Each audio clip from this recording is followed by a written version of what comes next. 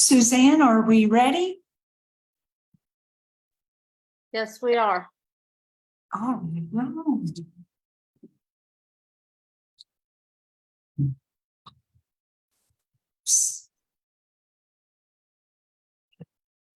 This one.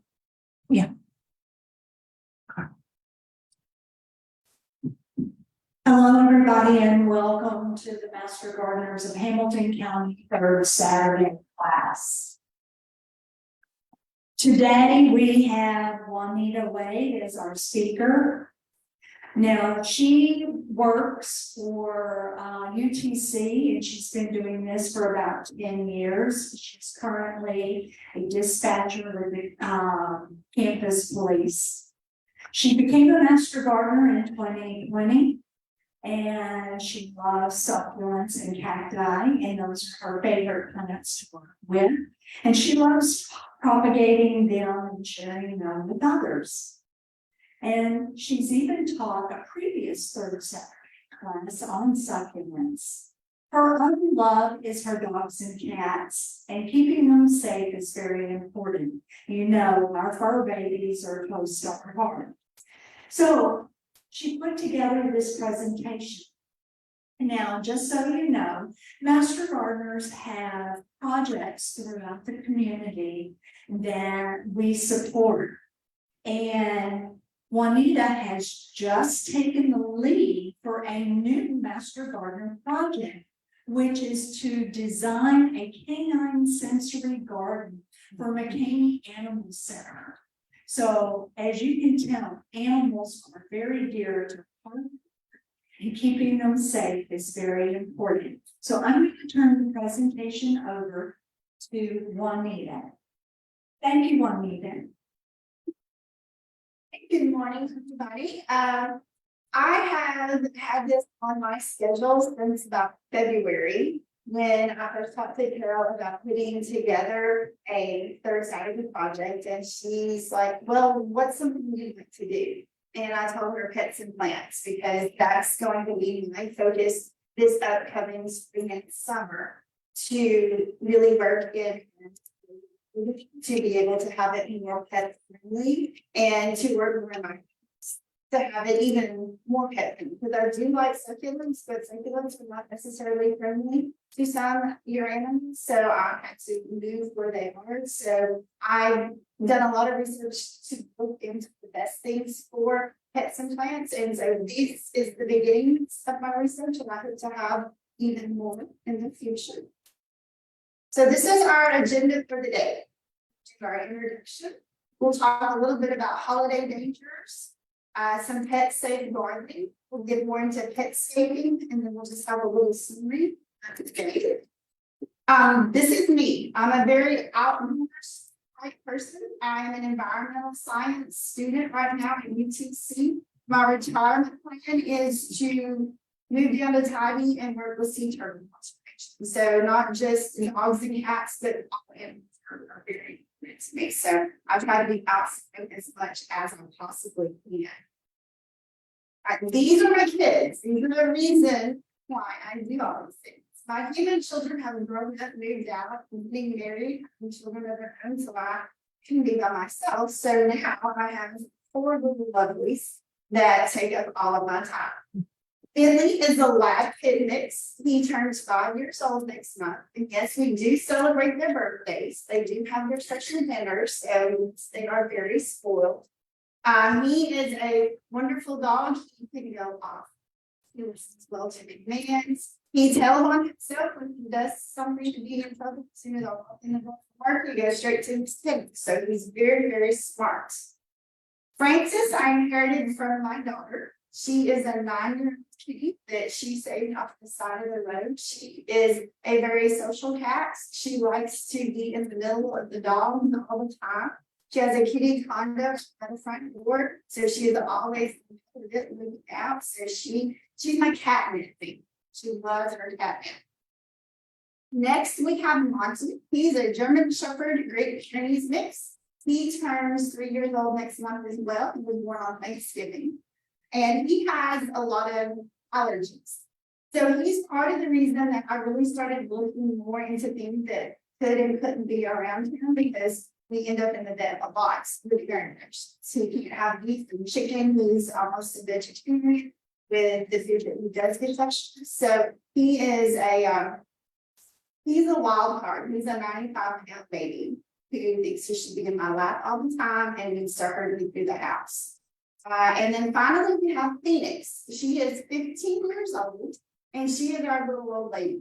She likes to stay in a kitchen cabinet and she only comes out whenever she's in the mood, and the rest of the time, that's where she'll be, and she'll just look out the cabinet and just watch everything. She doesn't want to be involved. She is the most antisocial animal I have ever seen. Some people didn't even know I had a cat, and they had been around and in my house for months. And I'm like, oh, when did you get this? I said, she's been here the entire time. So these are the reasons that I do the things that I do with my pets and my plants, because they're hard. They are here for the duration. All right. So I really want to just start off with some of the holiday dangers, because we are definitely starting to get into the time where we're going to be decorating our houses for Christmas, for Thanksgiving, for Halloween. And I wanted to make sure that everybody knew the things that were safe and the things that were not safe to be able to have pets during this time. So let's look at our pretty poisons. Peace lilies they're not exactly a holiday plant, but it's something that a lot of people have out, and a lot of people will give out as gifts during the holidays. And basically there is a toxin that is called a calcium oxalate, and that is not going to be something that the animals are able to break down. And that's why a lily, or any lily, is going to be dangerous to your cats. Now, there are different kinds of your animals. There are different lilies than the peace lily that are going to be more toxic. And it's just part of the lily genus that makes them this way. Typically, you're going to see some lilies that come out in your arrangements that someone may do for the holidays. Those really nice lilies that are very fragrant, those are the most toxic to your animals. So if you see that and you're just all excited, you need to take that lily out if you've got animals in the house.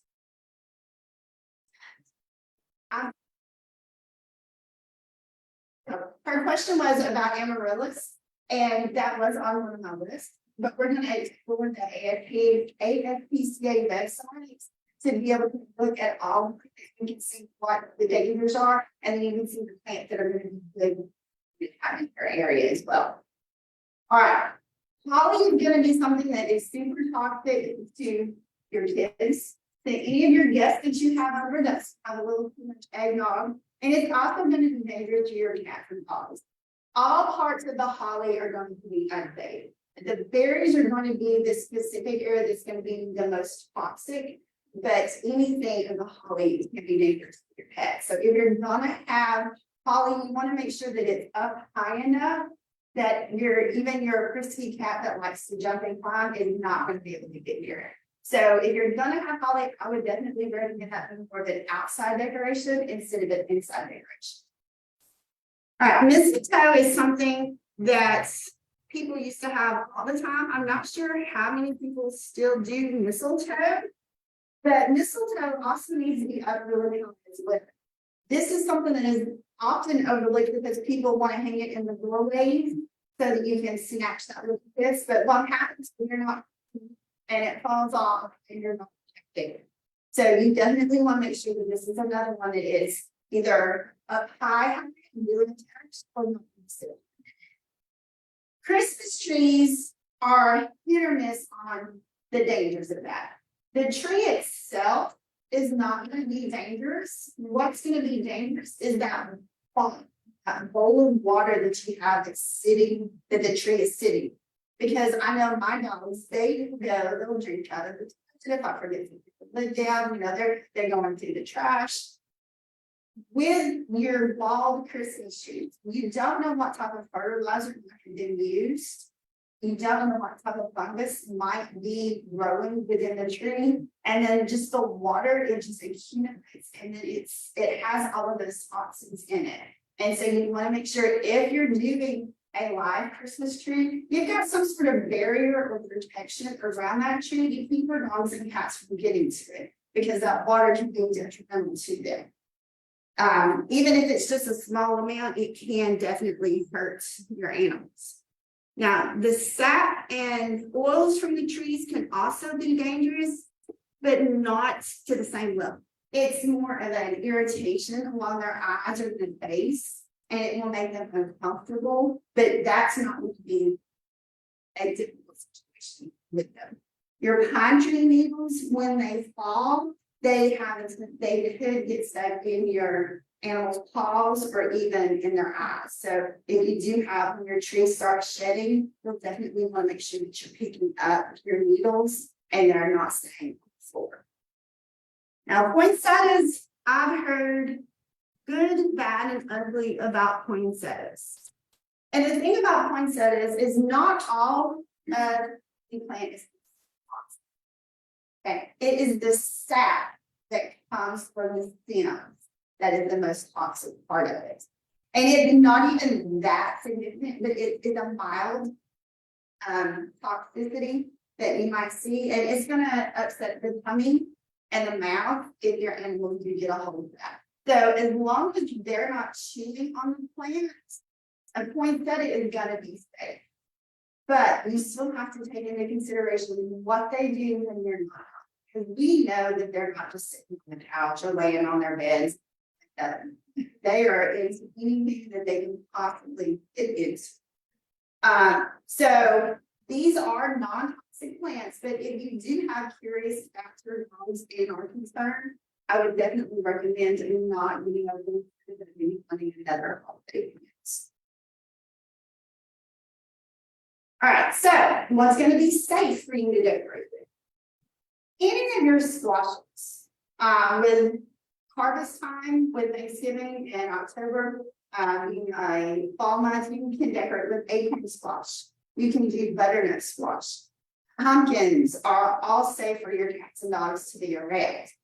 And if you do like to prepare things for your animals, you could take those gourds and those pumpkins and make cookies and cakes, different things for your dogs, because pumpkin is something that a dog definitely enjoys to eat. So you can get as much use out of that pumpkin as possible.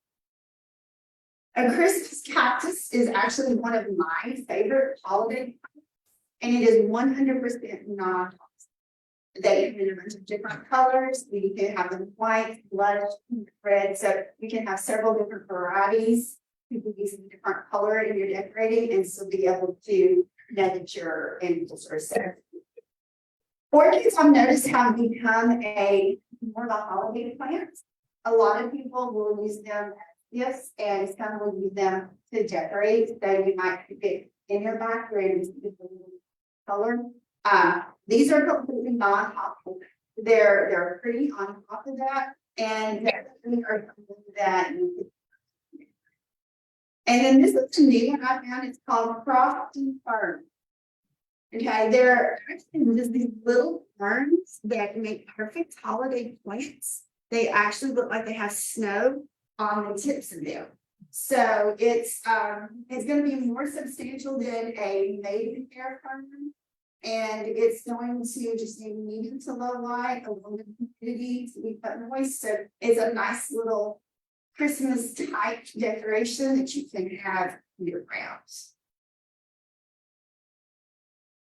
So as we go into the pets and plants portion of this, we're going to have two different areas that we're going to look at. We're going to look at pet safe gardening. We're going to look at the to-dos and not to-dos. We're going to look at toxic plants again, and then we're going to look at safe plants. Then we're going to talk a little bit about pet safety, or a little more specifically dog safety. majority of people who do significant landscaping have dogs that they're having outside with them. There are a few little bits in here for cats, but dog scaping is really the area of focus that we'll look at for your outside area. All right, so with this in our dog scaping, we are going to. Oh, this. I'm so sorry about that. With the petscaping, dogscaping, we're gonna look at some hints and ideas of things to include in the garden that are gonna be pet friendly. These are gonna include features as well as plants and just some tips on making sure that while you're out there, that you are keeping your pets safe. All right, most of us look forward to spending all of our free time outside and working to enhance our surroundings with plants and flowers and just making it a safe and exciting place for us. When gardens are, and our gardens can be very relaxing, they also can be a very dangerous place for our dogs and our cats to be because of what we plant. If you have careful weeding, you can keep the area safe and feel beautiful and enjoyable. One of the first things that you need to look are poisonous plants. So when you're preparing to get all your plants in place, you want to keep in mind that there are a lot of their plants toxic to your animals. One thing that you can look at is the ASPCA Plant Center. And I'm going to link to that because it has a poison control center that you can look at, and it will take you through pretty much any plants that you are considering putting into your garden. So let's say I want to plant daffodils. Actually, here, we'll go to the emeralds.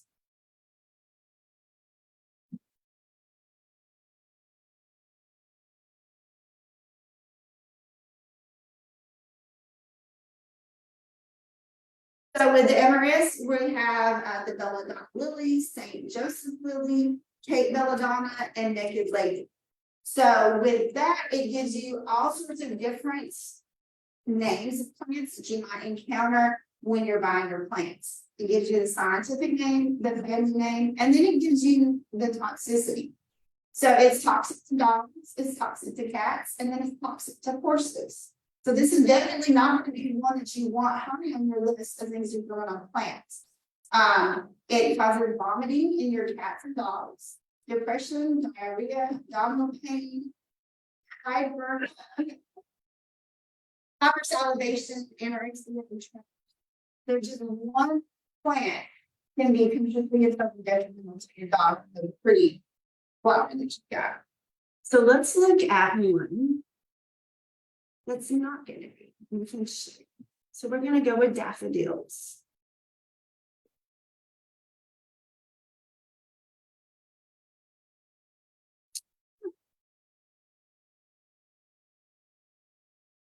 There's a lot of non-toxic things. Okay.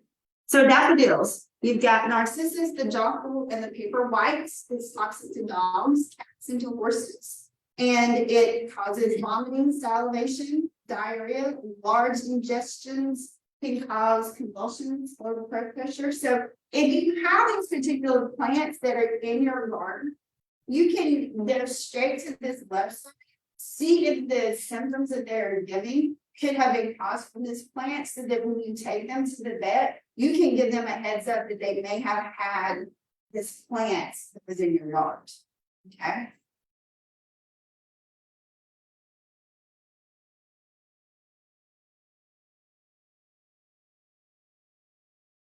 All right, fertilizers and insecticides. Of course, following the directions on those, because we don't want to put too much because we don't want to hurt plants. But we also want to make sure that we are not putting too much that can definitely endanger our animals. If you're putting out any of the pesticides or fertilizers, there's a recommended time that should be on the label, just instructions that tells you how long before you should let your animals around. So definitely read all the details of the labels if you're gonna be putting it outside and then you've got your dog or your cat that's gonna be going out there. Make sure that you're storing it in an area where your animals can't get to. I know that my dogs think that everything is theirs and that they can go into any cabinet or any tub that I have in the house. Or if I've got my outside cabinet open or my storage bar, that they think that they can go in. So make sure that if you do have them in those areas, that you're storing all of the materials well out of the way of the access of the cats. Is definitely going to be something that you need to take into consideration, not just based on your location or what your landscaping is, but you definitely want to look at the impact that it's going to have on your pets. There's several different things to consider when you are looking at what you're choosing. Plant durability is going to be a very big one.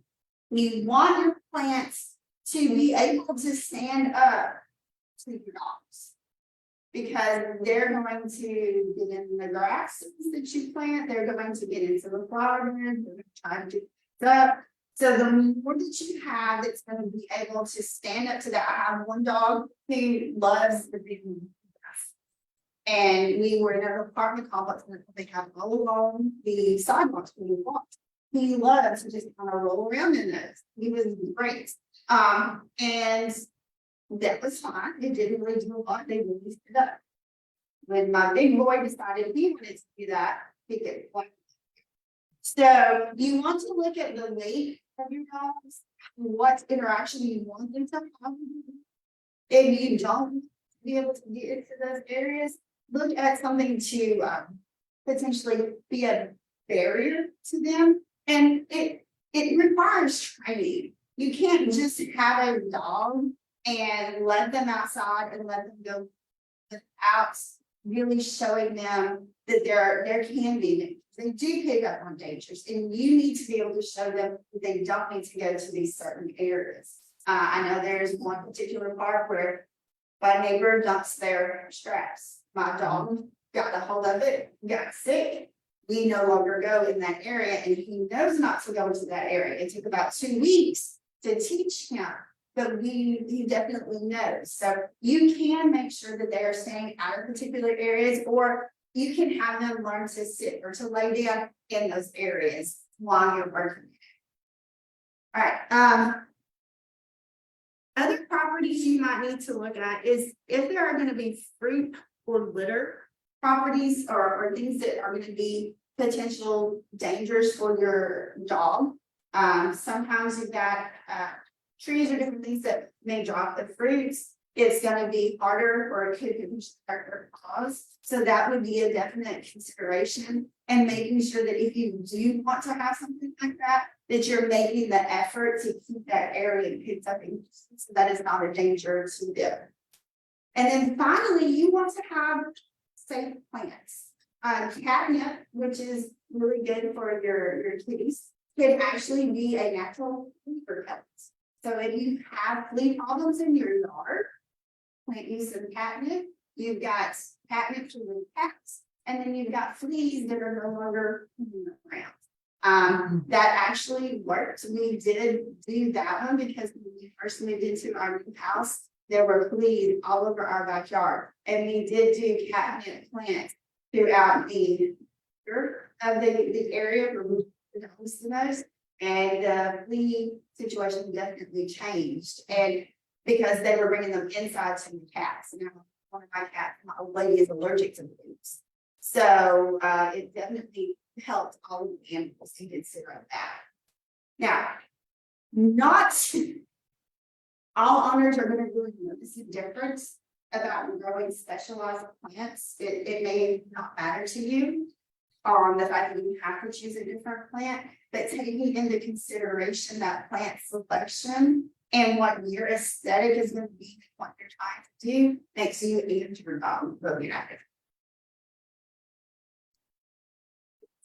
All right, so we have some of our plants that are going to be really pretty outside, but they're not going to be things that you want to have around your animals. So you've got 4 different types of toxicity levels.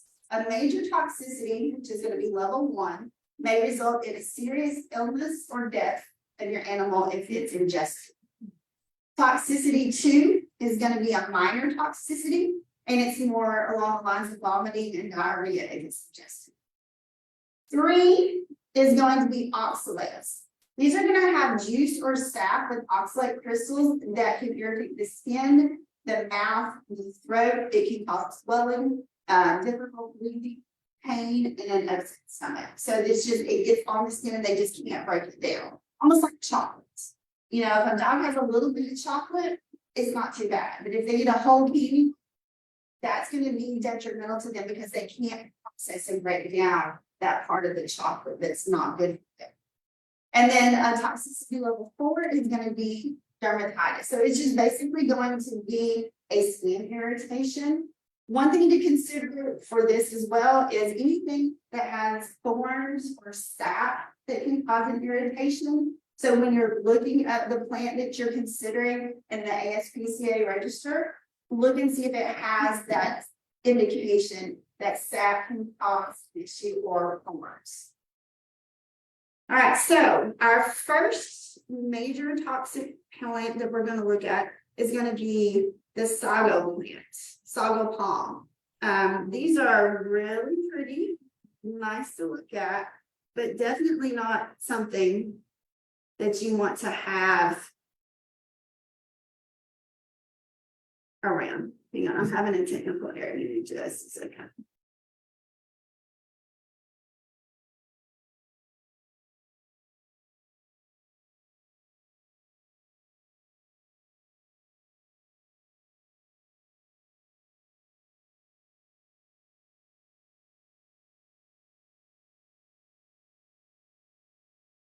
With the sago palm, every part of this is going to be toxic. That's along the lines of what your lily was when we talked about your holiday plants. Every bit. And a lot of your ones that are going to be more toxic have a bulb attached. So they can root around and get a hold of that bulb as well as the other parts of the plant.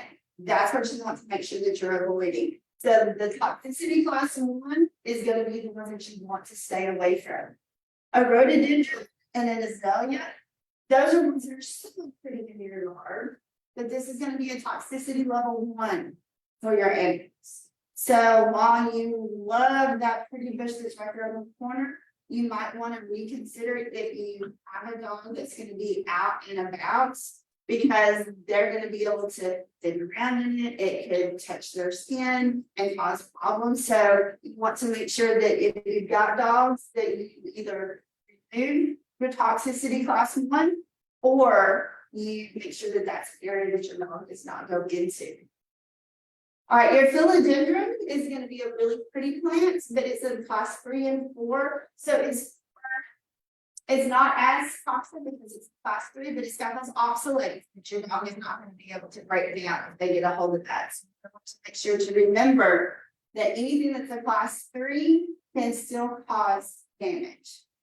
All right, a snake plant. I did not know until I started redoing this presentation that snake plants had that toxicity, because I won a snake plant at our last semester garden meeting. I was so excited to take it. And then I'm just like, okay, you need to figure out where to take this. So it ended up at my office instead, because my dogs are fighters. They like to try and get into things, and no matter where I was putting that plant, they were trying to find a way to get to it. So if something was attracting them to it, and a lot of times it's going to be a smell that we may not necessarily get that attracts those animals to those plants that can be toxic to them. Elephant ears. I would love not because that's good. In your daffodil, yes, the one. Get toxicity 2 and 4. You're 1 and 2, the 2 that you really want to be more with. 3 and 4, you're still going to cause an issue, but they're not as severe as your 1 and 2. Okay. Oleander is a 1 and forward. So it's going to cause skin irritation, but it can be detrimental to the ear. And then you have that's 2 to 4. So show of hands, how many of these clients, 80 times? Yeah, you know, it's Question on the daffodils. If you use bone meal as the answer to the bowl. If you not use bone meal. okay. So the question is, if you use daffodils, should you not use volume? So if they can still get to that daffodil volume, it's not going to be what you use. If it still gets to it, it's still going to be daffodil.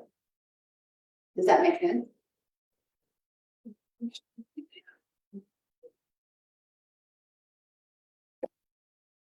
The digger, you know, not the diggers, they just, that doesn't appeal. But there are some, they're gonna dig at fences, they're gonna dig at anything they can get a hold of. So it depends on what the characteristics of the be. If they're a digger, you definitely. I would not feel too bad for the digger. Especially if I put them in an area that I've got fencing. And I'm confident that that's one of the things I need to go. But I also. So, yeah, to do as well. Yeah.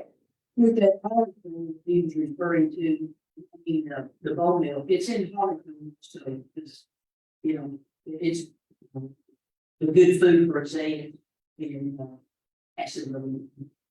But again, I think it goes back to, in my opinion, when you apply it, you know, keep them away from it to make sure, you know, everything's absorbed. Like you say, they really have to be digging up something, I guess, to really get the illness or something. So the question is about the finding things through the bulb. If it's like we go back to the insecticide, it is that. If you've given it enough in the figure, it should be okay. As far as anything that you're applying to the bulb.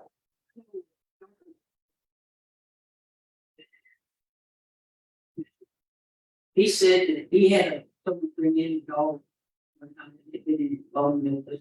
It was out where he could get to it.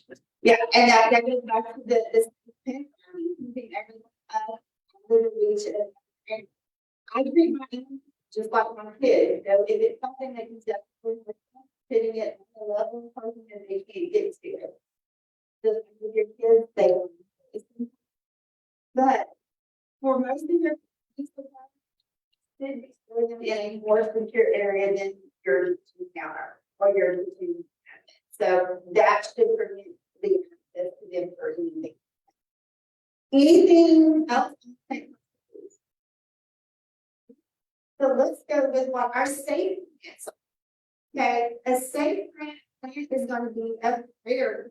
This is also known as a peacock plant. It's going to have many different varieties, and the leaf colors are going to be either silver or rose or a deep purple. So it's still going to be that color that you may be looking for. Swedish ivy is confused with you. English ivy. English ivy is not one that you want to have. These opposites to your enemies. So if you're going to have ivy, you want the Swedish ivy to be there. It's going to be a well-growing item, and it's going to be a pet space substitute that you can actually put in hanging now. So if you want to have something that has some flow to it when you're hanging baskets on your front, this is one that you can put out. And it will be fine. Okay, it sounds like it's but it's a very end. So it's going to be something that is going to have lots of different colors to the leaves, and it's going to be something so that actually your pets can do it. So if they do adjust it, it's not. Next is going to be our spider plants. This is one of your taller grasses that your animals can use and enjoy. It's something they can interact with, and it's going to be very safe for them. Veal is a really nice aromatic that you can have, so you can have it outside, you can stimulate your pet with the smell, they can rub it on their faces and then you can actually harvest and use it. So, we can have fun with it. All right, the magnolia tree is a really good tree to be able to enjoy with the plantings, and that when you're having a tree, it's a tree that will grow very quickly. So if you're not a patient person, it's one that you can have and not have to worry. I have a good see there, so it's good. All right, so you've got, these are daisies. So daisies are ones that you can use, and then also roses. One thing you can take about roses, if you the dog or cat still run on things, you definitely want to make sure that you're keeping them away from the business because of the thorns. So that can get that can do a little bit more damage to your pets, and it can also get intertwined with their fur, and then the house, and then actually hurt you as well. All right, so let's talk a little bit about pet safeguarding. One thing that a lot of us like to do is have our own compost. Okay, make sure that your compost area is sealed off. Okay, that your animals can't get into it. While it's making all of this good stuff for the plants, as it's breaking down into things, those are all things that are not so good for our animals. So you want to make sure that you really have your compost area secure. Mulch is going to be a great way to reduce bleeding in a lot of your flowering areas, but you want to make sure that you are not using a particular kind that's going to be. So what we want to do is use ones that do not have cocoa bean shells. Okay, because that's going to have the toxicity that your dogs can get into, and you want to make sure that it's not there, because the cocoa bean shells that they use in the mulch are the byproduct of the chocolate production. So we already know that dogs shouldn't really have chocolate, so we don't want to take that and then put it outside where they're going to be laying and playing and doing certain things. All right, when you're training your dogs, some dogs are just not trainable, right? They're never going to do what you want them to do. So what you need to consider are finding different ways to protect your areas. So one way is going to be using these raised beds. For some dogs, the fact that they get into something will be a deterrent. They're not going to do that. Other dogs, they're not here and they're really. So you might want to consider this.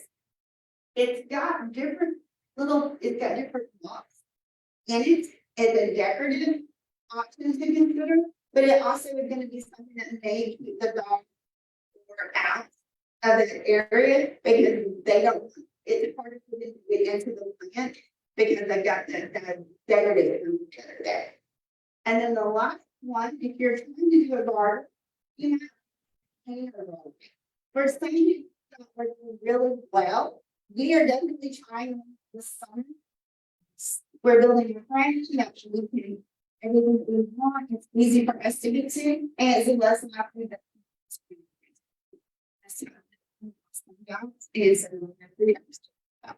so we're hoping that using the container, you can still have a full mark that the dogs don't go to pull everything out.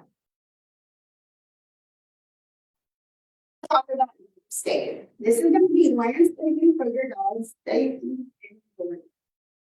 Until I started working with the patients, I didn't know this was a thing. I knew there was landscaping, there was landscaping, and those were amazing things. And then when I found out there's landscaping, it was just one features, making toys and games, doing specific plants that they can interact with was just that you could do your entire and have it something that your dog can be stimulated with and can really enjoy and participate in.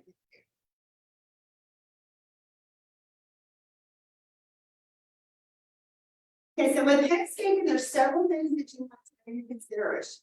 You want that sensory enhancement.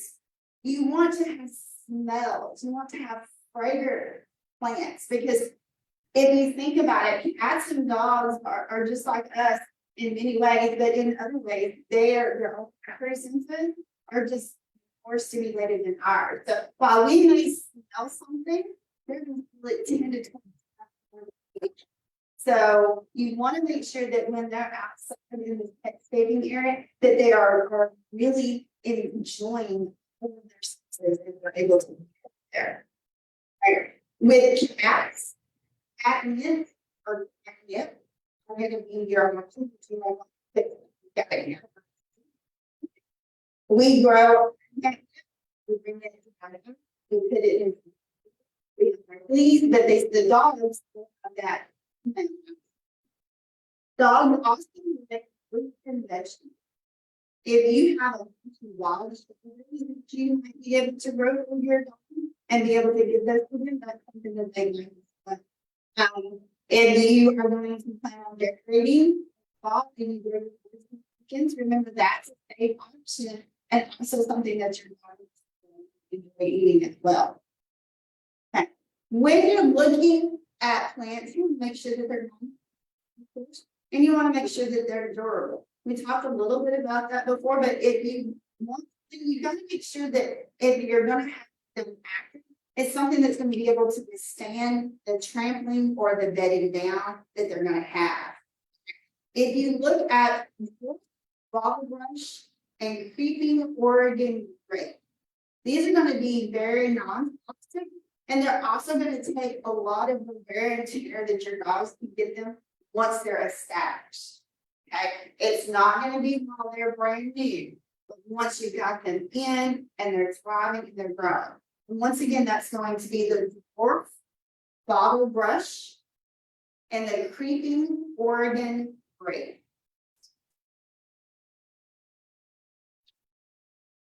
All right, grasses and mulch. Like I said before, one of my dogs enjoys all the grass. You want to all grass.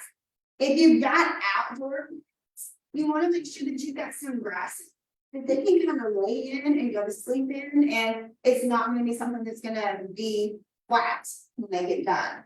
Okay, and then you want to make sure that you've got anything that is going to be safe from elimination from your animals. My big boy, he had a baby bladder. When he goes out in the morning, he goes one spot. He'll stand there and completely empty his bladder, and then we get these dog spots in the yard. Okay, you can, as part of your dogscaping, set up specific areas that you use just for the elimination of the dogs. My other dog, he's a marker. He will take 10 minutes and go 20 different times and still try and finish. So, you know, it's all do their stuff, you know. So making sure that you're aware of that, and you know, that's one of the things that we're looking at is an area that my big boy can go to that we don't have little dog spots. And you know, we try to keep our yard nice and green, and those yellow spots just don't do a lot. So you want to make sure that it's an area that you're still enjoying as well as your pets. All right, pets and wildlife. Cats and dogs are natural predators to the really pretty bluebirds that we have, and the cardinals and all those things that we have in our yards. So make sure that if you're putting up bird houses or bird feeders or anything that's attracting these to your yard, that you're taking into consideration that you also have natural predators in your cats and your dogs. So you don't want to have this really pretty feeder right outside your kitchen window, but that your cat can easily jump onto this stack of rocks or whatever decorative you've got and be able to get those birds. Okay. We don't want to just feed them to the kitties. We want to enjoy them, but we want the kitties to have their own things. So while you're setting up your bird feeders or your squirrel feeders, anything like that, make sure that you're looking at what interaction your pets can have with them, especially if you're going full on petscaping and you're gonna have a particular area that you're gonna try and have with your birds or your squirrels. Make sure that that's not an area that's gonna be highly trafficked with your animals. All right, and then last thing is the training. Teaching them the areas to go into, to not to go into. If you can't do that, finding those barriers to be able to keep them going in and out of the garden areas. Was there any grasses that you? Awesome. There are, but I can't get to them. My mouse is not working. Okay, the question was, are there any grasses that are not sick? My mouse is not working in my notes. So when we get finished and I close out the PowerPoint, I'll be able to go back and look and see the grasses that are not lost. Okay. All right. So summary, this is basically me in a nutshell. Care for pets and plants, nurture life from the ground up. So this is kind of how I use things. And I know that this is not a 2-hour presentation, but honestly, it is just the beginning.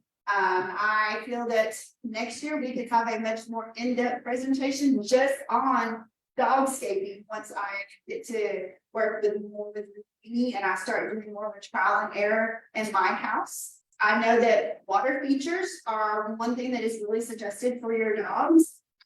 Trying to figure out something that I can do at my house with both of my dogs. So one is terrified of water, one would just literally. So being able to appeal to both of those things. So yes.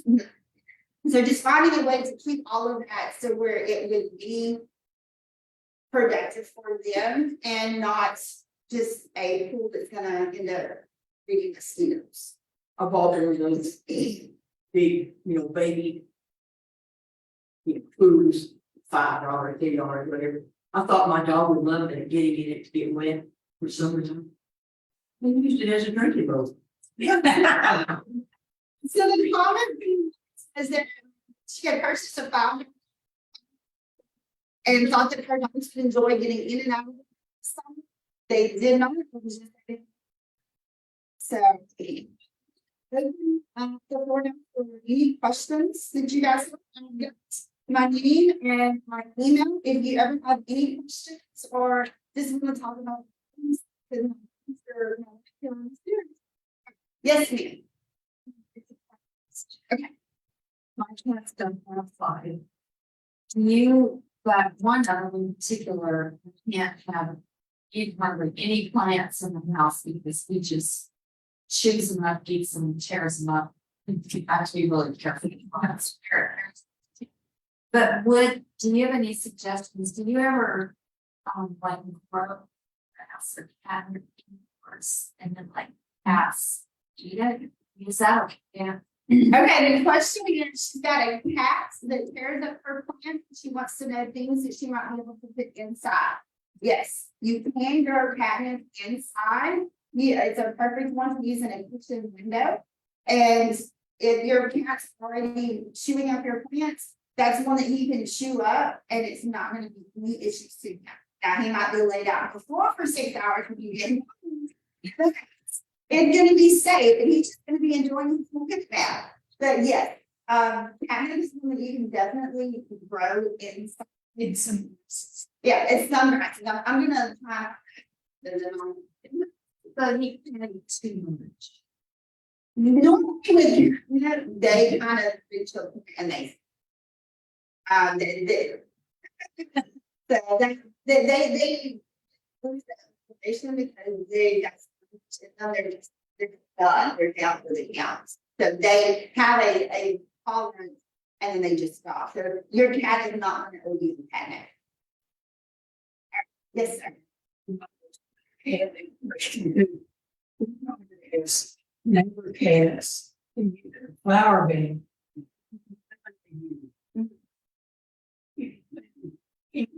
Flower bed. There's a question. neighbor, there's neighbor. And dig and use it as a. So you have, and then, was it they pick that? That would be a hit or miss, because it doesn't. But a lot of animals don't eat what they eat. So you do have a chance, if you're a chance that they are no there. You set litter box because they're eating that. So that could be an option, or it can just make it. It's a huge. So it can go either way.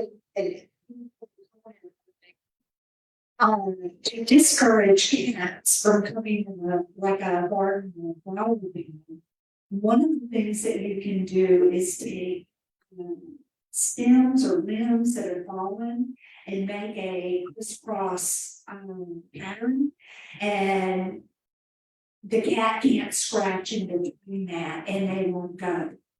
Okay, so it's a natural way. You also get to reuse your fallen limbs in the garden. And it works for many animals that like to get in there and dig too, depending on how tight you put the cross of the limbs. Yeah, we had that, and he's stored in the box, but if you make kind of where they just don't have so much space to. It's nasty problem. So sweet. All right, the comments from the classroom, we're using concrete pavers set out in patterns to keep cats from coming. And then we don't.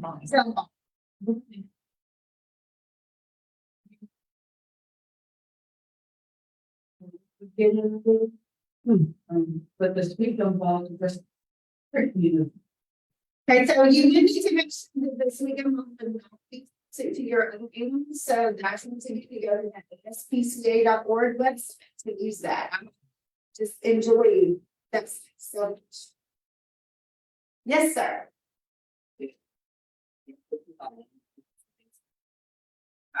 Okay, and I know how the Philippines, we learn all the year. Dogs, of course, if you teach it and you train them, they will do what you said. You go to certain occasions and they will do everything that they need to do. The cats is a different story. You got a mind of your own. They will, you are wandering, you cannot control cats, no, you can. So say things. Now, you can try certain things with the cats that don't control. But you have to make sure you're safe with them, because you don't want to lead to the situation where you are doing something against another animal. Become a problem. Now, one thing that I want to say, and I think you're going to mention about these grasses, and you mentioned in the class. Cats and dogs, they like grass for one reason. They digest those to clean their system, okay? And they're going to do that. Now, one suggestion that I have is if you use fertilizer in your yard, make sure you use pellets. Do not use the spray or liquid, because they will go to the grass, they will chew on that, and that will cause problems.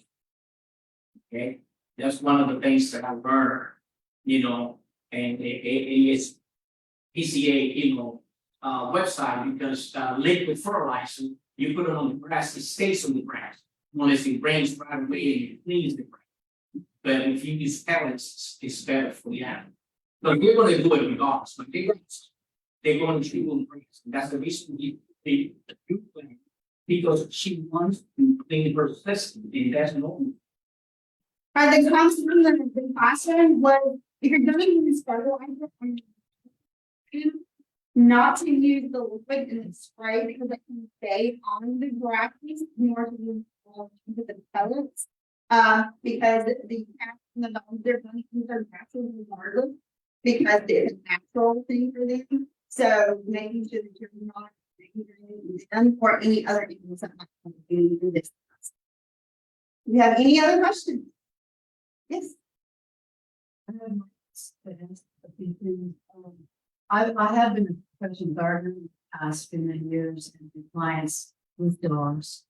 Luckily, they fenced the dogs separate areas, which solved a lot of problems.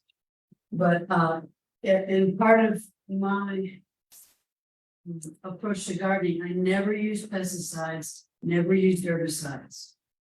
And then I try to use organic products as fertilizers if I had to justify it. And, I remember having the question about when you use plant bulbs and using either blood meal, bone meal, or organic, fertilizers. Well, the raccoons were as good as the dogs to show me that within 24 hours, they were ripping the beds apart. I even planted hundreds of bulbs in a cage underground after one failed it. So I've used the plastic coated wire, maybe 1/2 inch or 1 inch. Taking into mind that the bulbs leaves have to come up through that. Okay, I'm gonna pause. Right, so we've got a classroom that's not just dogs. Right, well, she tried several different options that it still was coming through. The bulbs were still able to come through with those. And then also that as a professional gardener, she had a lot of luxury when the dogs would be fenced in a different area, but she definitely tries to use organic materials, but she definitely does not use fertilizer or pesticides in order to protect the animals that might be in the area that she's working. I was good with the vet technician in the past, and the larger dogs cut their paws on the metal edging in the gardens. So, When you're doing the particular edging, to make sure that they may not have access, to be careful with what you're doing, because a lot of the dogs take their paws on the metal edgings.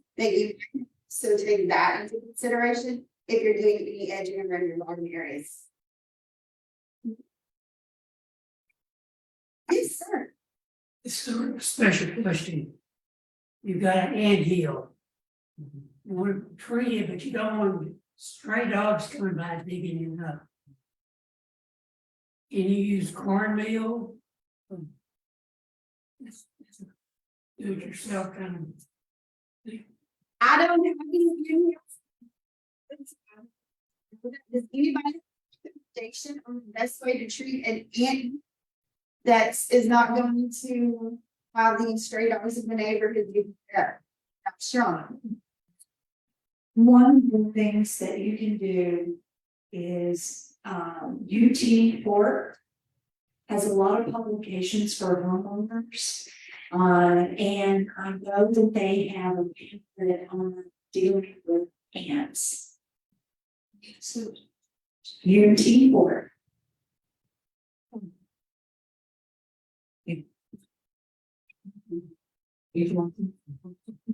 Yes, everything from this presentation was based off of the ag systems, and I got information from Michigan, Illinois, Georgia. All of these were scientifically backed information. This is not things I just randomly got off of the internet. So these are all science-based information, just to make sure that you guys are aware of that. Okay. Well, I want to thank everybody, to include our Zoom audience. I just want to let you know that the November 3rd Saturday class, November 18th, is on wreath making. Right? And if you can't make the 3rd Saturday class, we will be giving wreath demos at the Hamilton County Fair. That is November 11th and 12th. We will have several demonstrations and booths out there. So come out and visit us during the Hamilton County Fair. That's at McDonald Farm, Silver Creek, Tennessee. It's right up 27. Okay, so thank you all. And if you have any ideas or suggestions for future classes, please let us know.